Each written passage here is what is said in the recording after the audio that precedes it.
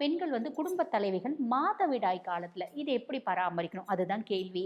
இப்ப மாதவிடாய் காலத்துல நாங்க என்னம்மா பண்றது? நெறைய பேருக்கு சந்தேகம் இருக்கும் இல்லைங்களா? மாதவிடாய் காலத்துல செய்யாம இருக்கலாமா? இல்ல மாதவிடாய் காலத்துல பூஜை ரூம்ல போய் நாங்க வந்து சாமி கும்பிடலாமா? அப்படின்னம்மா, நாமும் என்ன பண்ணணும்?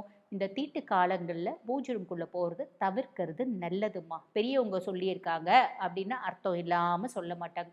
எல்லாத்துக்கும் வந்து பார்த்தீங்கன்னா, நாங்க முற்போக்குவாதி அப்படின்னு சொல்லிட்டு ஒவ்வொருத்தத்துக்கும் ஒவ்வொன்னுத்துக்கும் வந்து பார்த்தீங்கன்னா, ஏன்? எதுக்கு? என்ன? அப்படின்னு கேள்வி கேட்டா, சில விஷயங்கள் வந்து பார்த்தீங்கன்னா, நமக்கு விஞ்ஞான பூர்வமா விளக்க முடியாது.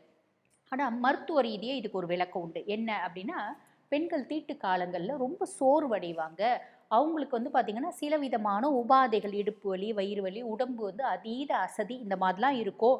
அப்படின்றதுனால ஓய்வு தேவை. அதனால அந்த காலத்துல தனித்து இருக்க வச்சாங்க அப்படின்னு சொன்னாங்க. அதே மாதிரி பூஜை காரியங்கள்லயும் பூஜை பாத்திரம் தேய்க்கிறது, சாமி ரூம்ல வந்து பார்த்தீங்கன்னா, நெறைய வந்து விளக்கேத்துறது, இந்த மாரி நெறைய விஷயங்கள அவங்களால செய்ய முடியாது. அதனாலேயும் ஒதுக்கி வச்சாங்க அப்படின்றாங்க. மருத்துவ ரீதியா இது ஒரு காரணம் இருக்கு. ஆ நம்மளுக்கு வந்து பார்த்தீங்கன்னா, ஆன்மீக ரீதியா ரமணர் சொன்னது.